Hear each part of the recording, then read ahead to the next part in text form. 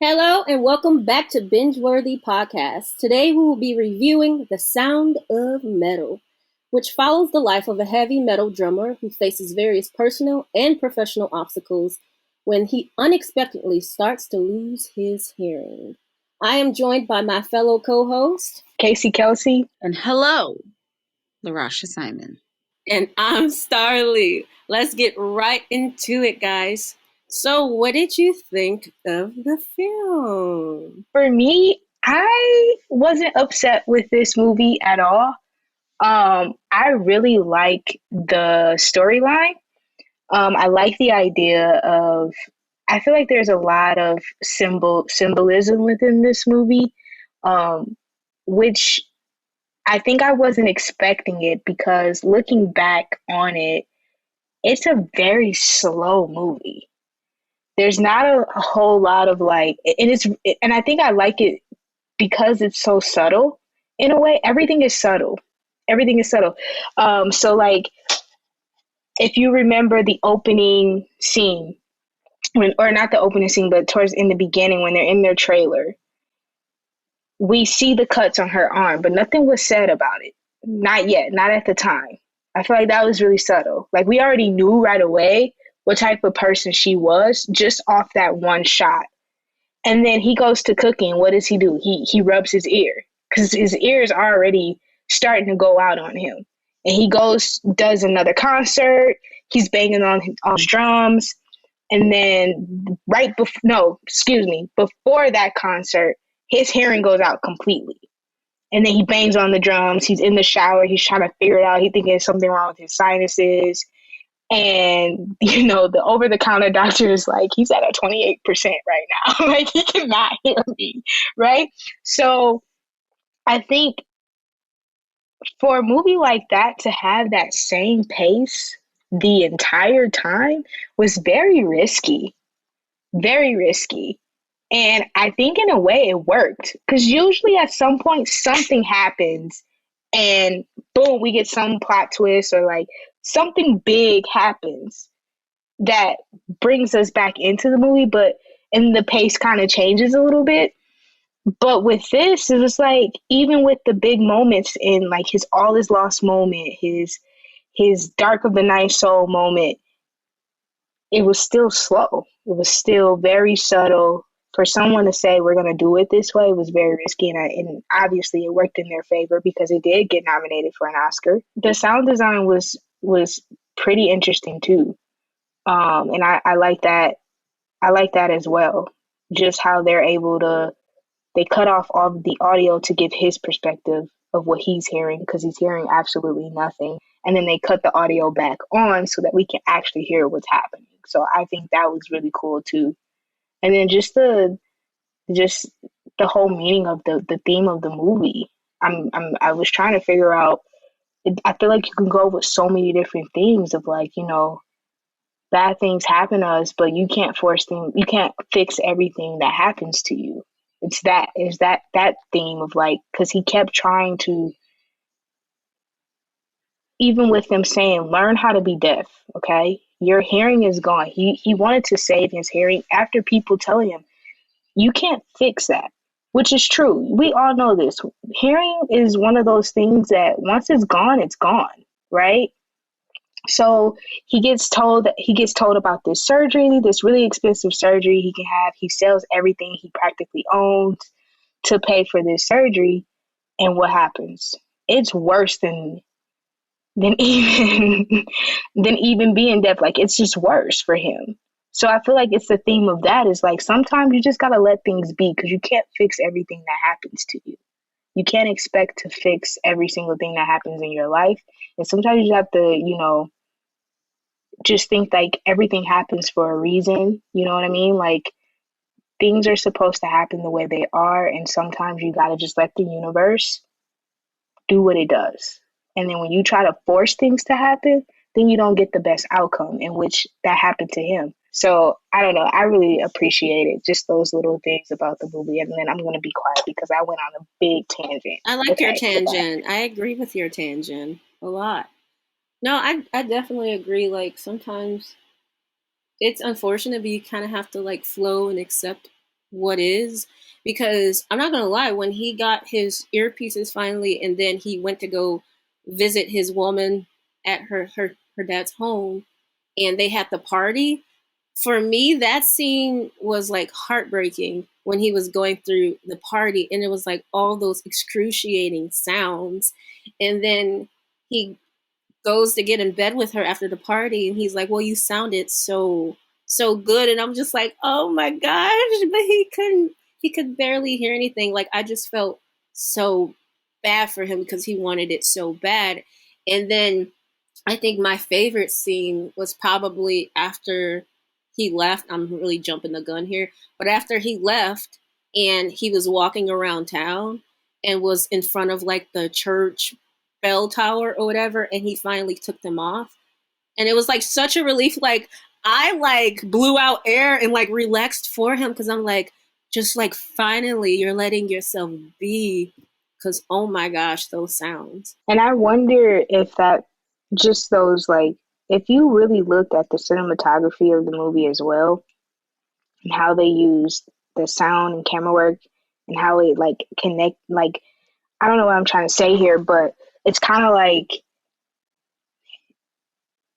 he was looking for sound in moments that, it should be quiet. I don't know what I'm trying to say with this, but No, I like what you like, said there. yeah, you think so? You think so?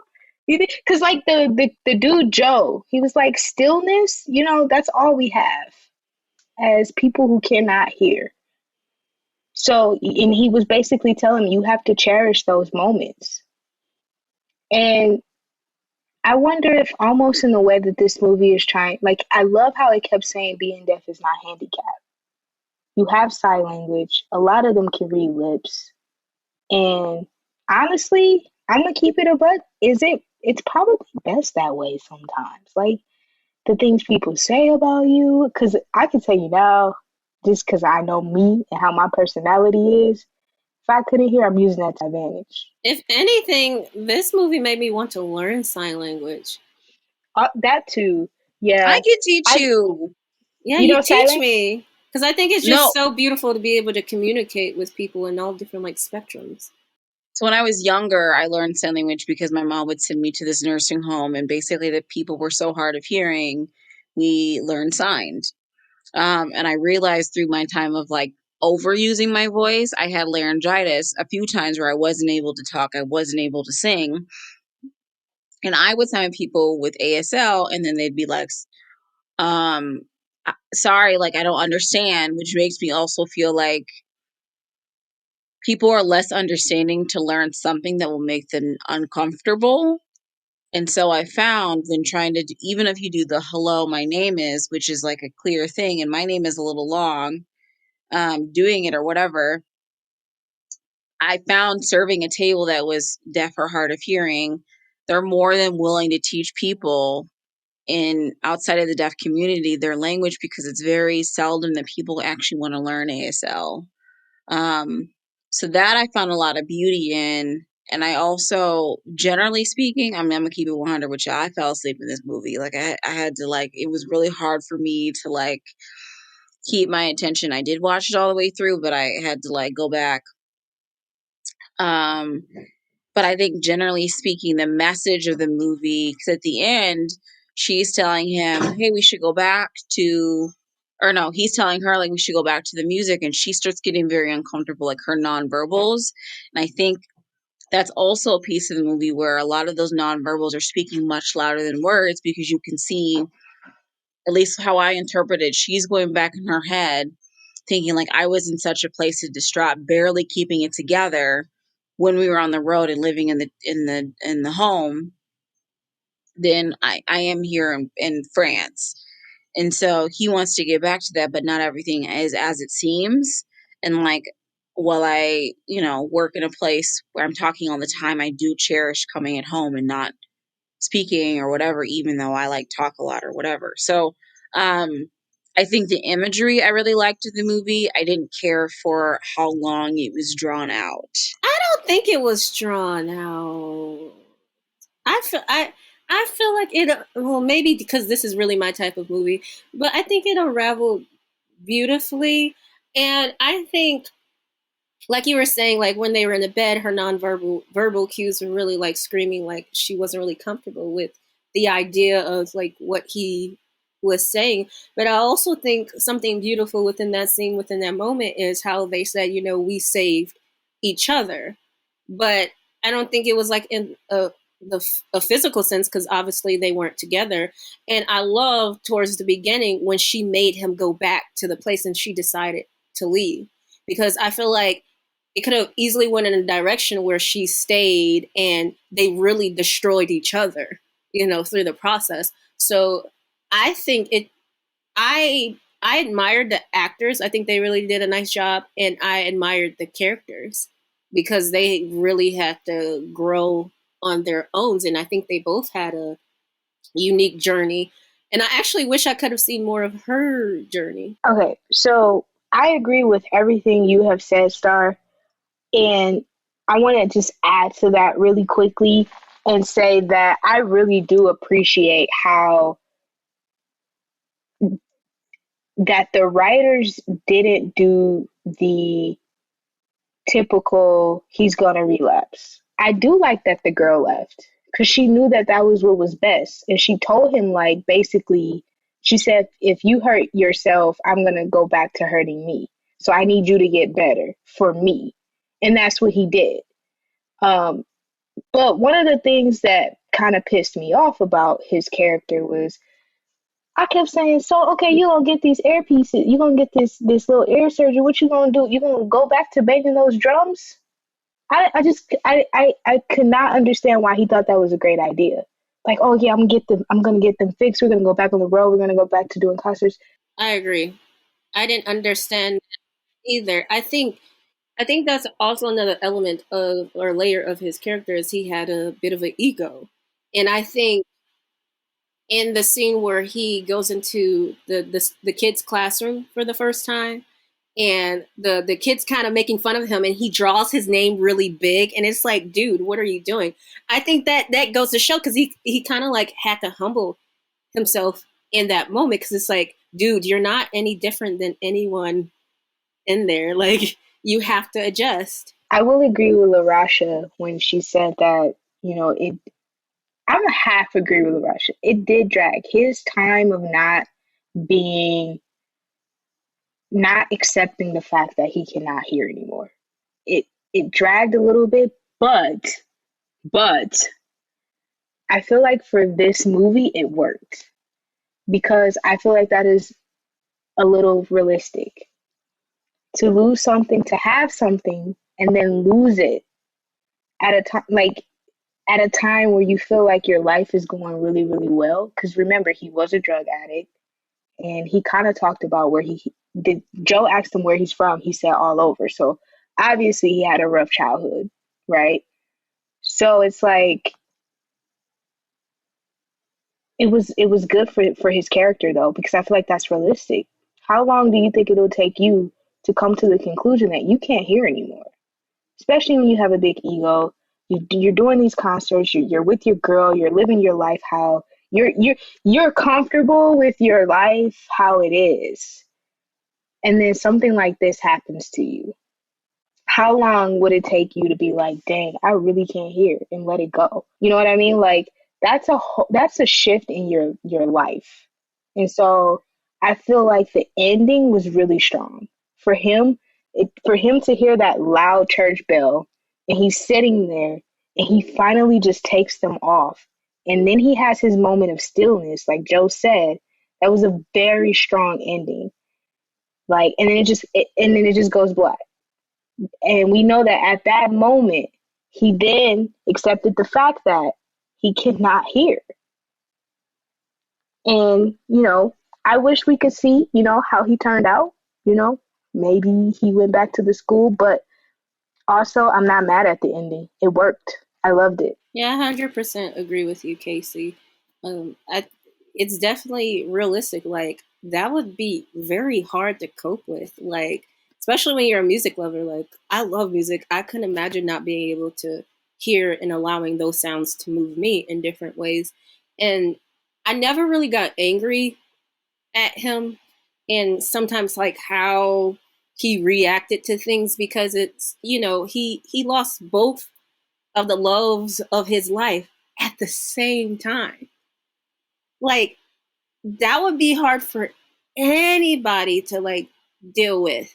You lose your hearing, you lose your music, like that for him probably, was his meaning to life. And then you have to watch the love of your life drive away.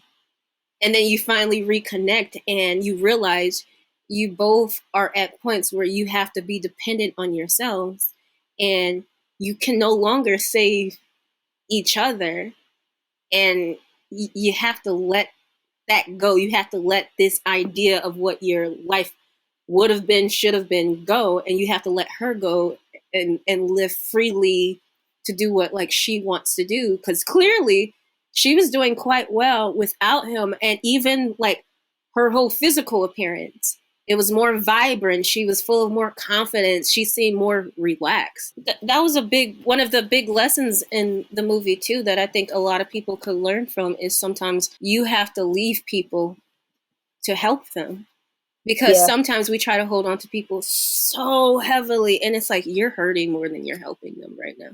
absolutely.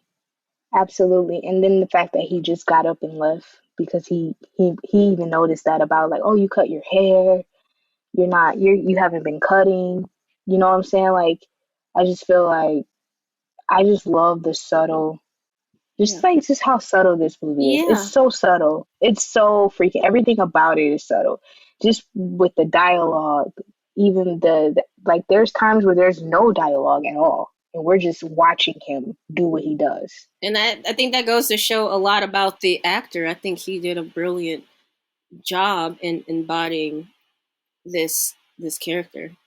I really Yeah, enjoyed he him was as an funny actor. though. Yeah, he He was was, but funny. he had a lot of funny moments. Like when she was like, talk to him, he was like, I can't hear. When I was on the phone, and he was like, she was here. He wants to talk to you. He was like, what? I can't hear. And he was like, I'm here, bro. I don't know. I can't hear you, but you can hear me. Like, I'm doing fine. I'm not gonna relapse. Like, he was so over it. Yeah, he had a lot of like funny moments though, and those moments I really did appreciate too, because it wasn't all sad.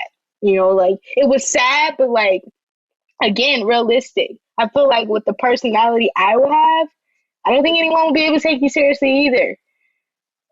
Like, why are we doing this dumb stuff? I can't hear you. I also would like to point out there's a whole score, I think that's like 14 minutes long, by a certain composer that literally gets ready to conduct and puts his hands down, or their hands down, and every piece of silence you hear are people shifting, coughing, chewing gum in the audience. And that's so like powerful. So I think, well, I didn't care for the pace of this movie. I think there's a lot of imagery that I do appreciate. I'm also a sucker for a good Oscar nominated movie. Yeah, and I'll just add this one last thing. I hope that whoever watches the film doesn't view him as walking away from her in the end as a coward move. I really believe that was, or should be viewed as, an act of love, because that takes a lot of strength and bravery to walk away from someone you love. Well, it looks like we're heading into the end here. A lot of good stuff here. So, Larasha, do you think that this film was binge worthy? Not for me, but I appreciate the sentiment. Not at all. You Yep. wouldn't even watch it again? Nope.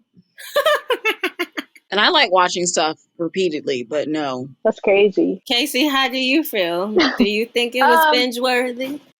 yes, I do think that it is worth watching. It is binge worthy. If you are into something that's it's just I just like how subtle it is. It's different. I've never seen a movie to keep the same pacing and it worked for it. So I really want to emphasize that. Like it's just one of those movies that I feel like you should just watch. Yes, it's a little slow. If you are someone that's not patient and don't really like that whole pace and just everything being slow, then probably not for you. But I see why it was nominated for an Oscar, especially for the sound design. Beautifully done. And yes, it is worth watching. Well, I think it's definitely binge worthy, worth watching. I would give it probably a 9 out of 10, 10 out of 10. I think, I agree with Casey. It was just a beautifully done story, I think. And to me, it wasn't dull. I didn't mind the pacing. I loved the subtleness, just like Casey. I love the acting. I love the main character, Ruben. I thought that his acting and emotion was just so good, so powerful. And I think the film is really just like a good book you would read that you just probably wouldn't want to put down. So I would highly recommend watching this film. Well, that wraps things up. Thanks you for joining us for this week's episode of Bingeworthy Podcast. Toodaloo!